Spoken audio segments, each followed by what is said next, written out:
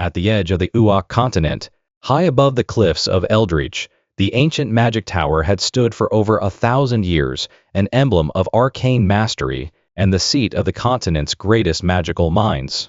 But now, its once luminous spire was cloaked in a growing darkness, a sickly fog that bled down its jagged walls like ink in water.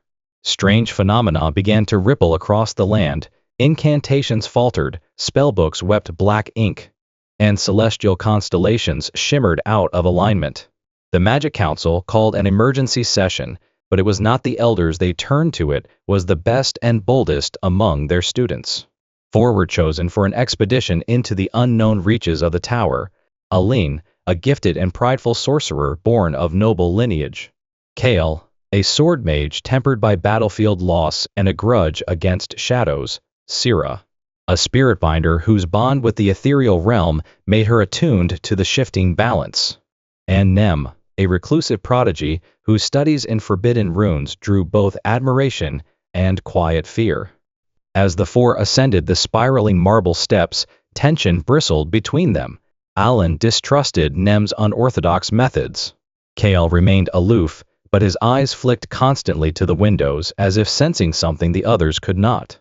They passed levels once bustling with apprentice classes and guardian constructs now eerily empty, the air humming with fractured wards and unstable enchantments.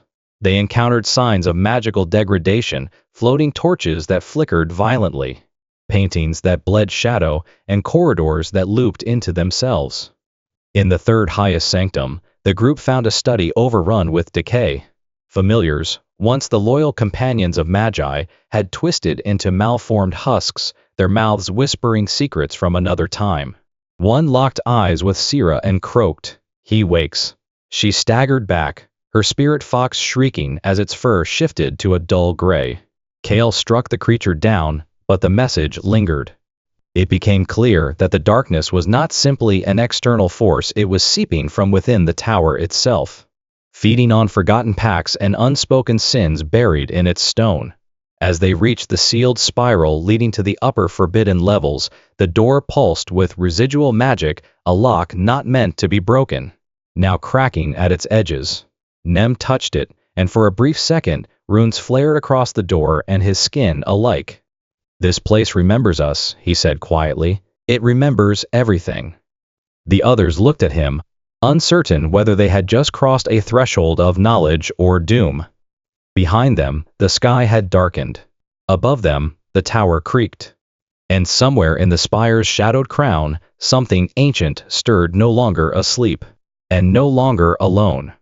Crossing into the forbidden levels of the magic tower was like stepping through the skin of a dream and into a nightmare. The moment Alin, Kael, Syra, and Nem passed the cracked threshold, the air thickened, taking on a scent of burning parchment and ash. The wards that had once sealed the upper floors weren't just broken, they'd been unraveled with purpose.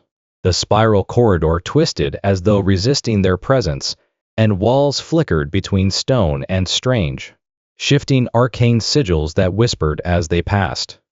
On the 80 honest level, they found what remained of the original Magi Council chamber. The floor was blackened with a ritual gone wrong, and an altar at the center had been shattered in what looked like an explosion from within. Carved into its ruined face was a symbol none of them recognized except Nem. He didn't speak, only knelt and traced the mark with trembling fingers. When he looked up, his eyes had darkened. "This is no sorcerer's work," he whispered. "This is cursecraft, old, forbidden, divine." As they pressed onward, shadows began to take shape around them, not as illusions, but as fragments of memory. They saw ghosts like visions of the original tower founders arguing, casting spells, and ultimately turning on one another. One specter, a woman with hollow eyes and hair like smoke, locked her gaze with Kael. "He will rise again," she said, before vanishing in a rush of black feathers. Each of them began to feel the pull of the tower differently.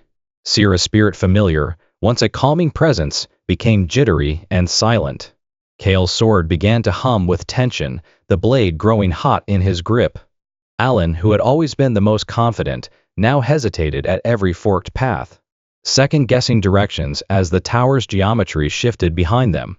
But it was Nem who changed the most.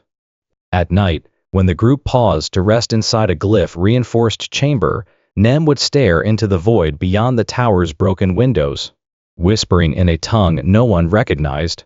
Syra confronted him, gently at first, but Nem only smiled and said, "It's not speaking to me. It's remembering through me." Alin pressed for answers. "What did you find on the altar?" Nem replied, "A name, a truth buried in time. Orevan." The name echoed through the stone. Later that night, Kael's shadow moved without him. It detached silently, walking away down the corridor. He chased it, only to find it grinning at him from a wall, eyes glowing with sickly light before leaping at him like a beast. The others awoke to Kael screaming, sword drawn, slashing at nothing. Only Nem saw what he fought and said nothing. As dawn approached, though the sun never touched these floors, they found a chamber scrawled with warnings in every known magical language. Do not ascend. Do not awaken the vault. He sleeps beneath the spell of silence. Let silence hold. But silence had already broken, and the tower's curse was beginning to remember its name. By the time they reached the 89th level, the tower no longer followed natural law. Gravity shifted without warning, causing staircases to ascend sideways and doors to open onto collapsing voids of floating debris. The group advanced cautiously, forced to cast grounding spells just to walk in a straight line. Outside the cracked windows, the world seemed warped moons in the wrong phase, stars blinking backwards. At the heart of the 89th floor, the students found a great bronze door, untouched by rust and sealed with a six-fold locking rune, a seal of the ether vault. Inscriptions around the door pulsed with ancient energy, and at the center burned a sigil Alin recognized from his family's ancestral texts. He paled. "This symbol belongs to the house of Orevan," he whispered. "My house." Syra frowned. "I thought your line died out during the War of Veils." Alin didn't answer. He was staring at the inscription now glowing along his forearm, one that had never appeared before. Behind them, the tower groaned. A tremor split the floor beneath Kael's feet, and a surge of dark mist escaped from the door's frame. From it came voices, hundreds, speaking at once, calling his name. He stumbled back, clutching his head, eyes wide with recognition. "I've heard them before," he gasped. "On the battlefield, right before my company fell." The truth spilled slowly. Kael had been the lone survivor of the Whispering Field massacre, a battle where every soldier had turned on one another. He had buried that memory, but the tower had not. It remembered all who had tasted its curse. Syra's spirit fox, now dulled and sluggish, began to lash out at unseen enemies. She fell to her knees, chanting binding rites to keep it grounded. The connection between them strained, her will faltering. Nem remained silent, watching the others unravel as if following a script he had already read. Later that night, while the others rested fitfully, he returned to the lexicon, the cursed tome they had found in the shattered altar chamber. It opened to a page it had never revealed before. The script pulsed like veins, the ink rising from the page. He was never buried. He was sealed in breath and blood. And now, blood returns. Nem placed his hand over the text. A shadow passed over his face. In the morning, Syra awoke to find her spirit familiar gone. Its fur had turned black, and it now whispered in the voice of something far older than any spirit she had ever known. The ether vault seals had begun to unravel. Runes that had remained dormant for centuries flared awake, their light now a sickly violet. Alin stood before the door, unsure whether he was the heir to a bloodline or the key to its destruction. Behind the vault, something pulsed like a beating heart. And somewhere deep within the tower's foundation, a voice laughed softly. Orevan the Black was waking. The sky above Eldritch had darkened to a permanent bruise. Lightning laced the clouds in silent, fractured pulses. The ether vault had split open on the 90th floor of the magic tower, releasing waves of magic so corrupted that the air itself shimmered with dread. Across the UA continent, arcane ley lines bent and cracked. Temples sealed their doors. Magical academies canceled all lessons. and the Magic Council debated a full evacuation of the tower, but they were already too late.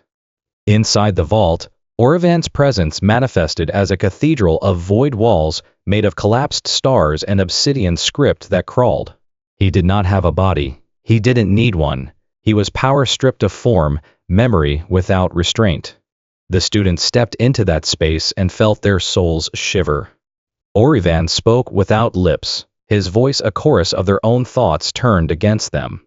Light breeds shadow. You are not here to stop me. You are here to finish what I began. And then he made his offer. To Kael, the return of his lost comrades. To Syra, eternal mastery over the spirit realm. To Alin, a throne built from his true birthright. And to Nem, nothing. Only silence. As if the bargain had already been made. One among them hesitated. Alin stepped forward. The mark on his forearm flared and his voice trembled. You can't have me. I know who I am now, and I refuse you. Orevan laughed. But the refusal sparked something. The cathedral rippled. Kael raised his sword, then looked at his hand. It was transparent. Orevan had already begun rewriting him. In desperation, Syra tried to bind the void around them using ancient spirit rites, but her familiar, now fully corrupted, turned on her mid-chant. She screamed, and Nem stepped forward, casting a binding rune that silenced the creature. Then Nem looked at the others and spoke words no one expected. I opened the seals. I didn't mean to, but I wanted to know the truth. Kael stepped toward him, blade half raised, but Syra stopped him. Then, help us finish it. The lexicon floated from Nem's satchel, pages flipping on their own. One page glowed gold. A spell. A ritual of sacrifice light for void.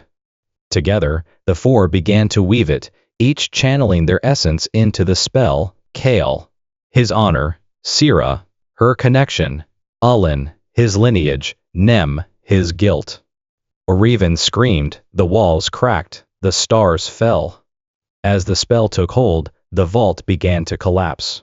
Orevan's voice splintered into static. But it was not without cost. One had to stay to complete the ritual. Kael didn't hesitate. He stepped forward, blade raised in salute. Tell them. The sword remembers.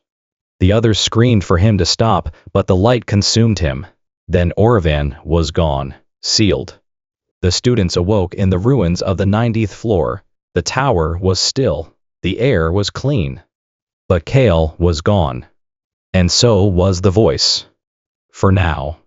The winds above the magic tower quieted for the first time in weeks. The skies began to clear, revealing stars that once again shimmered in their rightful constellations.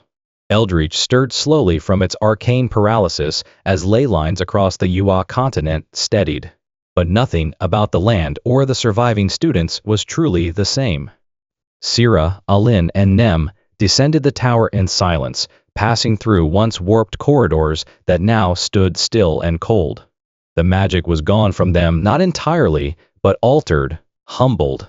On the 71st floor, where once lecture halls had overflowed with promise, the remnants of abandoned robes and shattered familiars lay like memories frozen in dust. Word of their survival preceded them. When they reached the courtyard, they were met not with applause, but with solemn nods and tearful gazes. The council bowed. The statue of the first Magi had cracked during the collapse, but a new pedestal had already been carved. It bore the name, Kael of the Unbroken Blade. Weeks passed. Alin was summoned before the arcane assembly and offered a seat of lineage a chance to lead. He declined. The tower doesn't need heirs, he said. It needs guardians. Syra returned to the Spirit Enclave to rebuild her bond with the fractured realms. Her new familiar shimmering silver, eyes ever watching, was born not of summoning, but of sacrifice. Nem disappeared. Some said he joined the scribes of the deep. Others claimed he walked into the catacombs beneath the tower and never came out. But in the repaired Hall of Archives, a single note was found tucked between pages of the lexicon. Truth is a curse with memory. I remember. The tower itself was sealed, its upper floors condemned. A new order was born, not of domination, but of watchfulness. Those who rose would be tested, not praised. Magic was no longer seen as a gift, but a burden to bear wisely. Years later, when Syra stood again at the tower gates now moss-covered and quiet, she heard only the wind. But as she turned to leave, the sky pulsed, just once. A flicker of violet, then silence.